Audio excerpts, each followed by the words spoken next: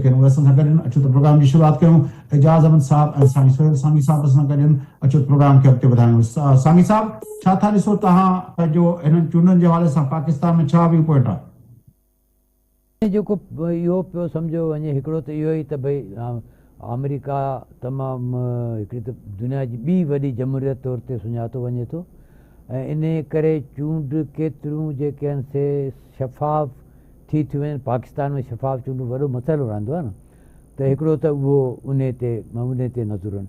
ॿी जेका ॻाल्हि इन ते आहे त अमेरिका सॼी दुनिया में जेको बि इंडस्ट्रियल वर्ल्ड ऐं जेको कैपिटल्स वर्ल्ड आहे उन जो लठ सरदार उन तौर ते आहे।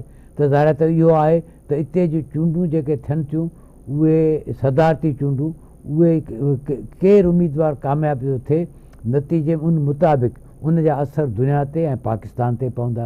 हिकिड़ो त इहा ॻाल्हि आहे।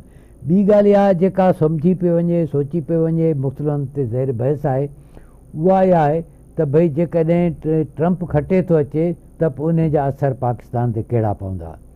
ॿियो जेको इहो आहे त जेकॾहिं ट्रंप हाराए थो वञे ऐं कमला हसन जेका आहे सा उहा खटे थी वञे हैरिसन त पोइ जेको आहे सो उन जा असर जेका आहे सा पाकिस्तान ते उन जा कहिड़ा पवंदा पॉसिबली।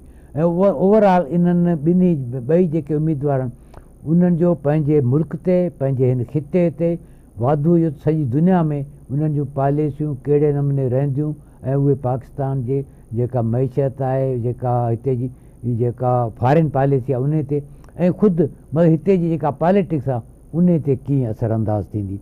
मिसाल जे तौर ते इहो हिकिड़ी शइ हली पए जेका मुख़्तलिफ़ हंधनि ते दोस्तनि ॻाल्हि ॿोल कई पए इहो हिकिड़ो पेंट कई पियो वञे त जहिड़ो कर ट्रंप खटे थो अचे त पोइ जेको आहे सो एज़ इफ जेको PTI आहे ऐं इमरान ख़ान आहे इन जे जेको त इन जो पासो थोरो ॻोड़ो थी पवंदो।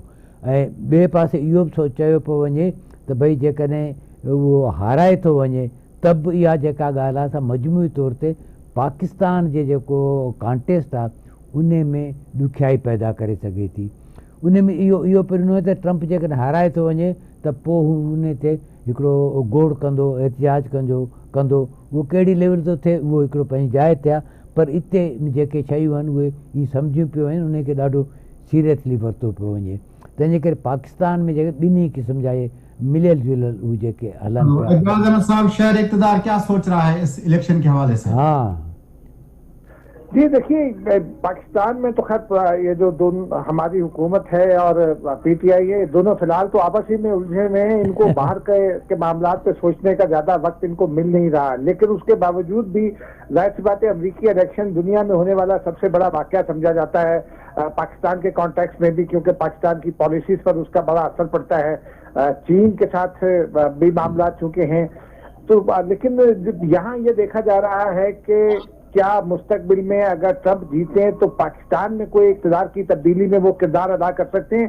ये एक नुक्ता फिलहाल यहाँ देखा जा रहा है क्योंकि और फिर अगर अमेरिकी इलेक्शन को देखते हैं तो यहाँ जो लोग अमेरिकी इलेक्शन के बारे में समझते हैं उनका ये ख्याल है कि अमेरिकी इलेक्शन एक सादा मामला नहीं है। एक तो वहाँ इलेक्टोरल वोट है, दूसरा वहाँ पॉपुलर वोट है। अब वो इलेक्टोरल वोट और पॉपुलर वोट में जब डिफरेंस आ जाता है तो वो होता है पाकिस्तानियों के ख्याल में जो अलगोर के साथ हुआ।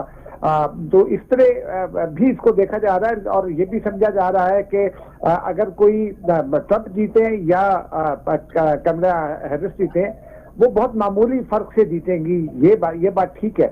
लेकिन ट्रंप चूंकि वहाँ के जो है ना वो यूँ समझिए कि वहाँ के बानी PTI हैं वो एहतजाज करने की धमकी भी दे चुके हैं। तो ये सारे मामलात पर यहाँ जो हमारे पॉलिसी साहब हैं वो ज़रूर नज़र रखे हुए हैं। लेकिन ये बात तय है कि अगर ट्रंप जीते या डेमोक्रेट्स जीते, जो पाकिस्तान के दाखिली मामलात में PTI के साथ डीलिंग का मामला है उस पर शायद पहले साल 2 साल में कोई असर ना पड़ सके।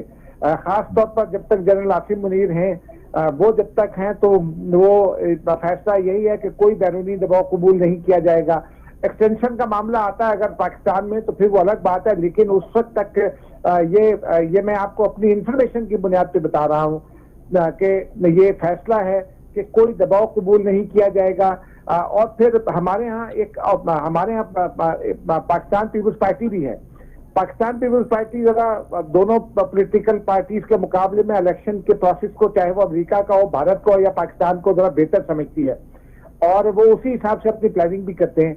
हमने माजी में भी देखा था कि पाकिस्तान पीपल्स पार्टी ने अपने कुछ दोस्त ऐसे थे जिनके जरिए उन्होंने डेमोक्रेटिक पार्टी के लिए फंडिंग अरेंज की थी, वो डोमेस्टिक अंदाज में की थी अमेरिका में जो पाकिस्तानी उनके दोस्त हैं।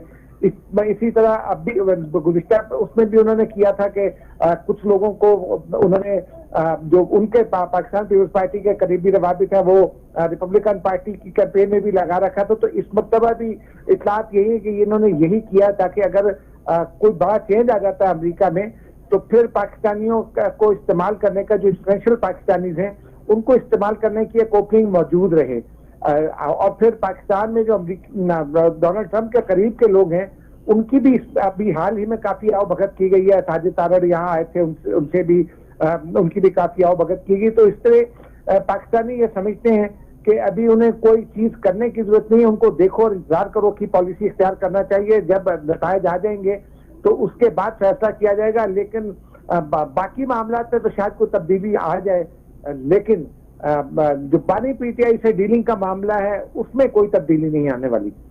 अच्छा, जो आपने बड़ी दिलचस्प बात की, पाकिस्तान पीपल्स पार्टी के हवाले से बात की, पीटीआई के हवाले से बात की। जाहिर है जब ये रवाबित बनते हैं तो उसमें एक तो पॉलिटिकल वो होता है, लेकिन उसमें 2-3 नुक्ते होते हैं। एक तो जाहिर है जब कोई पार्टी इक़्तिदार में आती है तो वो हुकूमती सतह पे जो रवाबित होते हैं तो उस वजह से एक रवाबित बढ़ते हैं। पाकिस्तान पीपल्स पार्टी जाहिर है जुल्फ़िकार अली भुट्टो साहब इक़्तिदार में रहे, उसके बाद बेनज़ीर भुट्टो साहब 2 मरतबा इक़्तिदार में रही, फिर आसिफ अली ज़रदारी साहब का और यूसुफ रज़ा गिलानी साहब का दौर था, और फिर पीडीएम के वक्त भी बिलावल भुट्टो ज़रदारी साहब फॉरेन मिनिस्टर थे। तो एक पूरी तारीख है रवाबित